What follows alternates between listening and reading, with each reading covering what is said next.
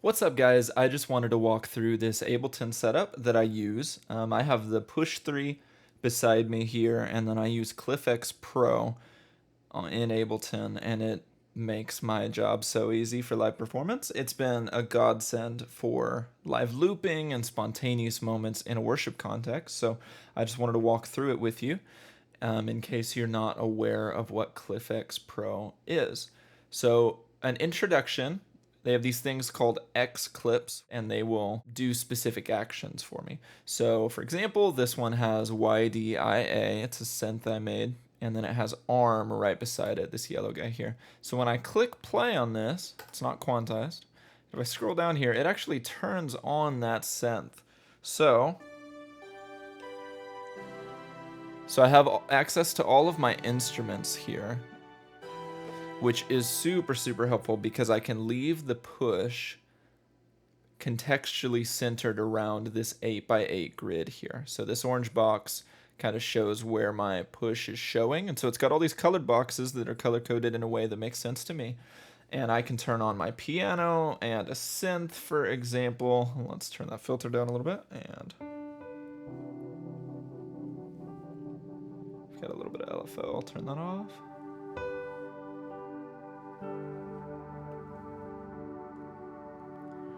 And I've got all my presets right here if I wanted a piano with a little more verb on it.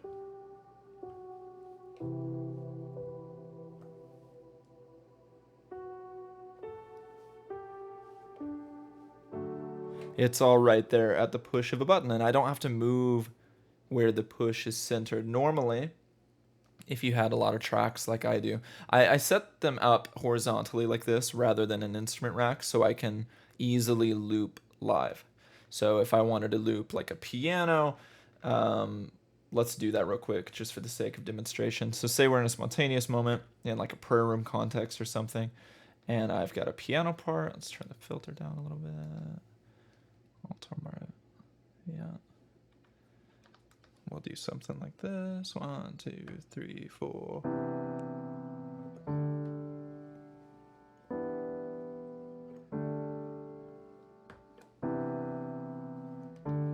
And I've just got a little MIDI controller here, so it's not the most beautiful thing, but that's okay.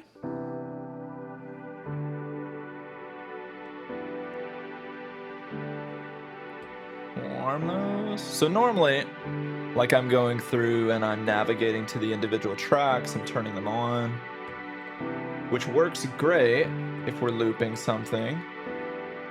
Let's do one more element. I'll do some strings here.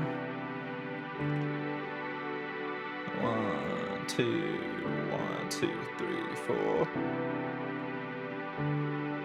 You might not be able to hear that very loud. I'll turn it up in a second.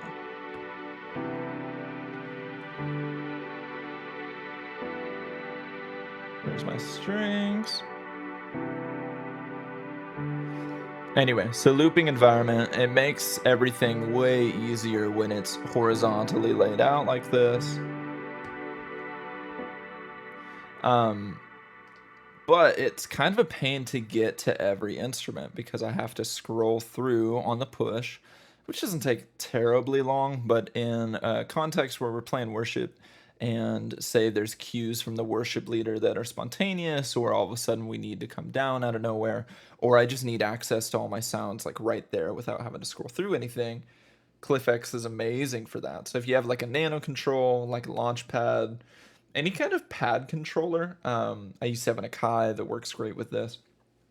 And obviously the push is great. You can get secondhand push 2s right now for super cheap, and they're amazing controllers. So it's easy because I can just hit a couple buttons and then I've got those same sounds here.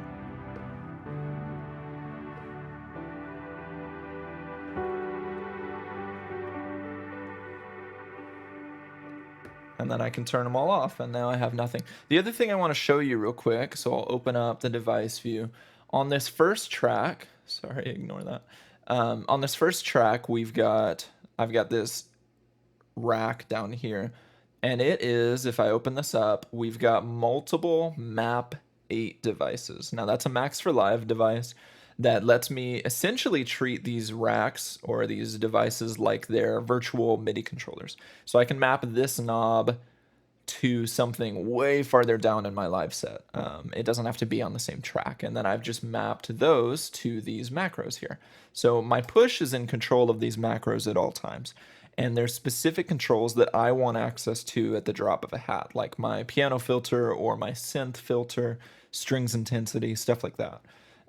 What I've done with one of these ClyphX Pro X clips is I've programmed it to where I want you to pay attention to this orange and this pink knob. These are basically the intensity, the filters for my strings and my pads. So if I play those, I'm going to play a little bit. You'll see how intense it is. And then I'm going to hit this purple pad right here called filter fall. And it will actually automate those knobs for me. So these are both pretty bright right now. And let's say I'm playing and a worship leader wants me to come down out of nowhere. Then I can just hit that pink pad. And I didn't touch a knob. It filtered it for me. Turn on my piano.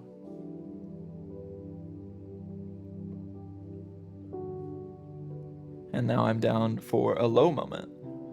And all of that happens really quick. So I hit a button, bam, we're there. That's so convenient for me because otherwise I've run into this situation where I'm like trying to reach multiple knobs at the same time, filter them down while still playing as a piano player. And it's just difficult. So this kind of opens up some freedom there where I can really focus on the moment. If for some reason we come down and maybe it was kind of an all of a sudden decision, I can just hit a button and I'm good to go.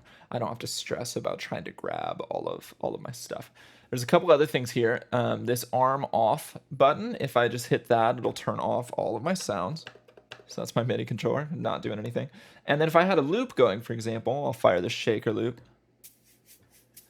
There's this stop all, and it will stop every single clip that I'm playing. So say I had multiple things that were looped. That's just a little quicker than the shift stop thing on the push. It just takes one button. So I've programmed these to do something that's really helpful for me. I'll also turn on like this synth, and I can turn up my LFO amount. So these map 8 devices are amazing. And then I can change the subdivision.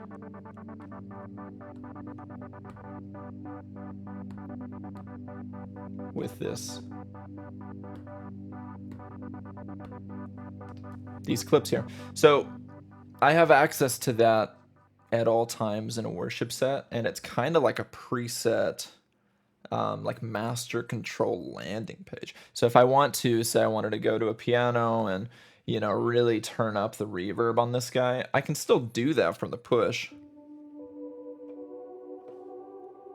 Which is the beauty of the contextual control that it gives you. But it's hard to marry contextual control that the push has and then the flexibility of a MIDI controller where things are just mapped in the same spot all the time and you always have access to them. And I'm not a fan of flipping over to user mode on the push, which you can do, but trying to do it mid-set just to hit a button and then to go back is kind of a pain in the butt. So this solves all of those problems. And it's a pretty cheap solution and it's a great solution. So I just wanted to make a video and kind of demonstrate some of those things for you. So I hope you found this helpful.